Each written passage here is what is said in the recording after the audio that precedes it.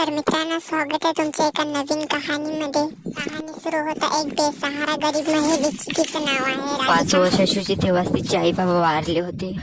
तर कहाणीच्या पुढे पाहूया तर काय होते. समोर चुलीजवळ आहे, तिचं नाव आहे राधिका. तर ती घरचे काम करत आहे. चला तर मी सकाळचा स्वयंपाक करून घेते, जाऊ दे खिचडीच लावून देते, आज तर काहीच नाही.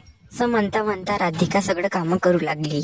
चला तर बघूया आपण गव्हाचं पीठ आहे का, तर आपण त्याच्या पोळ्या वगैरे काही बनवून घेऊ. तेव्हा राधिका डब्बा उघडतो, त्याच्यात थोडेसेच गहू होते, कारण तिनं काहीच राशन आणलं नव्हतं.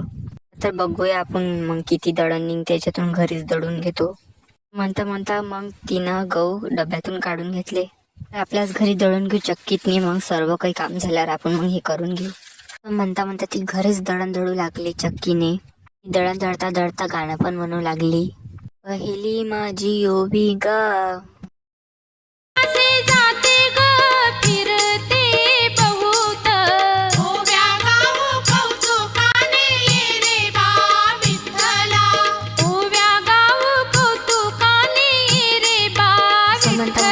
तिने तिच्या घरचे दळण दळले. त्या काळसाठी तिने पीठ दळून ठेवून दिले. थकली रे बा, आता किती काम करायचे. नीरा दळू दळू हात धुटू लागले. असं म्हणता म्हणता त्या राधिकाने सारं पीठ जमा करून घेतले. मला तर सारं पीठ जमा करून आपण डब्यात भरून वर ठेवून देतो. तर आता मी खिचडी लावून देतो बराबर. तर भांड्यातनी सगळं धान्य धुवून टाकू.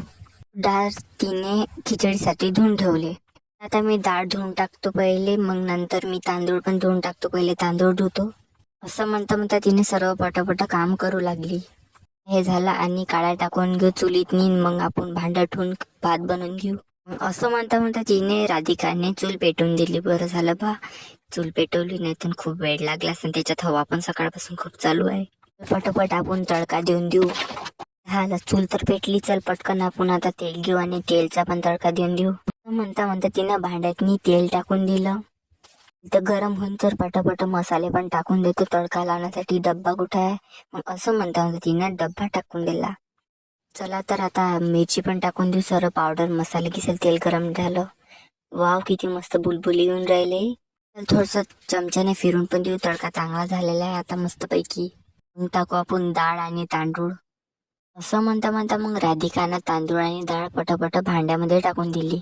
मला तर चमचा थोडा फिरून तो जाऊ दे, तोपर्यंत होऊन असेल झाकण. असं म्हणता म्हणता मग राधिकाने झाकण ठेवून दिलं मग भांड्यावर.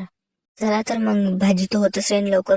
देवपूजेसाठी फुले तोडून घेतो मग राधिकाने फुलं जमा करून घेतली. त्याच्यानंतर मग राधिकाने देवाला सगळे फुलं वाहून दिले. अरे वाव, किती मस्त वास येऊन राहिला. भाताचा शिजला वाटते भात. चला पटापट पाहून घेऊ आपण झाकण वर करू.